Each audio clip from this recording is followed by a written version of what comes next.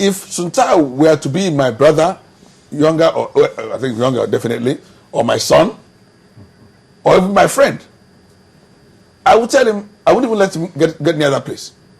I mean the government house. But again, let us also be realistic in Nigeria. Who can pay the hospital bills of that man if he's out of that place? Have you thought about that? And this is not being legal now. I'm talking about the sentiments. Have you thought about that? Might be the reason the man is holding on to that seat, so that his bills could still be met by the state. Holding on to the seat, why would they want to kick him out of the seat?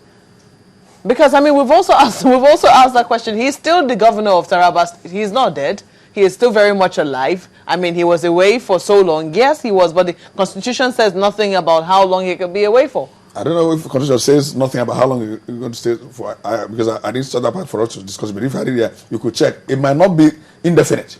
However, do you know that if I'm the acting governor, that means I am the governor?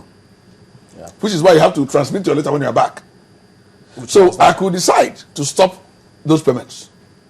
So the letter, the rejection of that particular letter, what does that portend? There can't be any rejection. If you don't have a power to reject something, you can't reject it. There's no power to reject.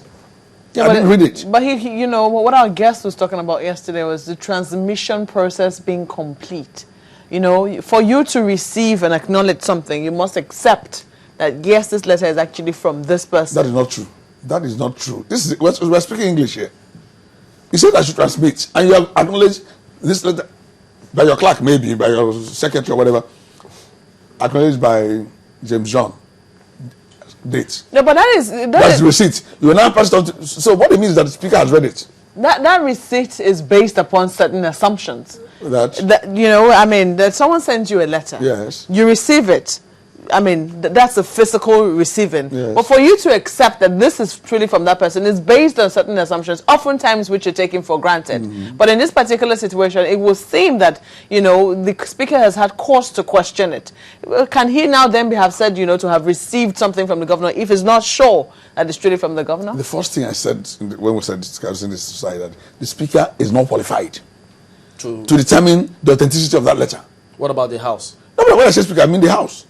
Are they now, who trained them in how to check whether the signature is correct?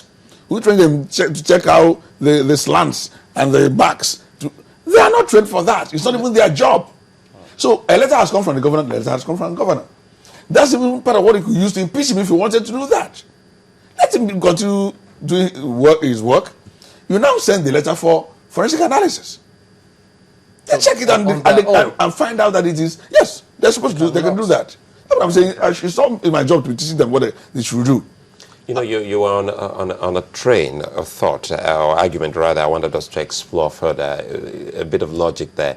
You said that the speaker read the letter even though he didn't accept it. So are you saying for the fact that he read it, he has got it? He's got it. Yes, and that's what the law requires from the governor. Send this letter to this man, not even to the House, to the speaker. And the speaker has acknowledged on television, because I told you that, look, I don't believe that this man signed this letter.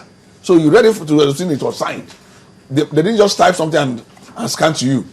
You read it and saw that it was signed. But you're saying that this man, the man I saw yesterday, couldn't have signed this letter. So that is you now. That is your own opinion. A doctor, you are not. Even if you're a doctor, you are not his doctor. You'll not be examining him. You're not a police. You're not a trained. You don't have to policeman, but you're not trained to check the authenticity or otherwise of documents. So, what power, where do they have your power? What authorizes you to now say, no, this document is not from Governor Sontai? So reading it all by itself means, look, you're in receipt of that letter.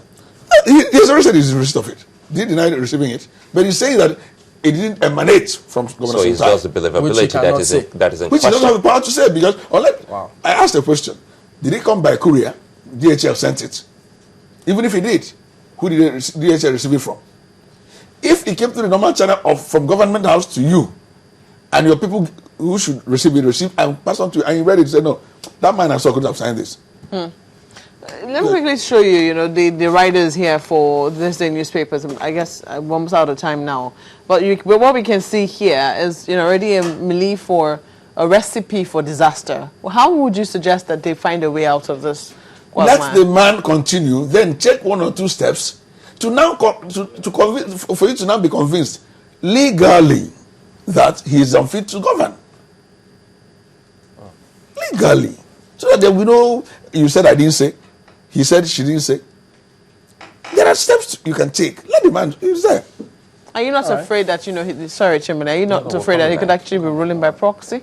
That if? That somebody could actually be taking over the reins of the state and the governor will be ruling by proxy? I don't know why we are so afraid of this ruling by proxy. When you appoint people, are you not ruling by proxy? Your ministers, if in the US, your secretary of, your secretaries, you're ruling by proxy. There's no way you can do it all alone anyway. So if all is that it is that the man is lying there on his bed and his commissioners are afraid of him, so they have to do their work well. He's governing. But if you must get him out, like I said, there are steps you can take to get him out without creating this tension. We'll come back and continue and look at some other matters on this one. Melinda Kinlame is standing by with the headline news. All right, now thank you, Melinda. Continuing our focus on the developments in Taraba, we still have Kenneth Odidika, who is a legal practitioner. You say that, first of all, the House of Assembly cannot even ask him to go back and continue treatment because they're not a medical panel or physician. They're not. As usual, they just, these are how you fond of passing resolutions. Results, the man should go back. Based on what? And now we see that about 17 of the lawmakers seem to be on the same page, saying, look, he has to go back. And you say that is based on complete falsehood from the point of law. Even if it's all of them. Even if it's, I don't know how many there are in the House. Let's assume that 25. And the whole 25 say, oh, we're resolved to advise him to go back. That's all you can do. And calling the former acting governor, the current deputy governor, referring to him as acting governor, is wrong. How do one determine permanent incapacity? Because, I've heard some lawyers say that, I can't remember which case they cited now, but they were saying that the absence of either the governor, the deputy, or the vice president, or the president, his physical presence, if he's absent alone, he doesn't even have to be physically challenged or not capable, but to the extent that he's not even there alone, can be determined as permanent incapacity. Do you think that's correct? Well, in this case, it's talking about capacity, direct capacity to govern, or he's not there physically to govern. But in this case, the man is back in Nigeria. He's in Taraba State. So what we're talking about is now, physically, medically, is he incapacitated? And I'm saying that the House of Assembly is not so empowered to make such a decision. What if they're making this statement, perhaps because they've seen his medical report, and then they make this statement? Will that change the dynamics? If they've seen his medical report, I can assure you by now it will be published. Not only will they be talking about it.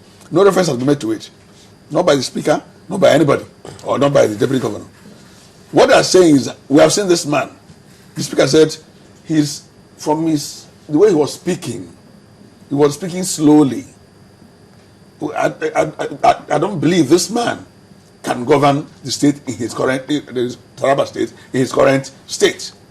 But that is not sufficient. That is not sufficient. Is he a doctor? Did he examine the man? But the doubts, he's allowed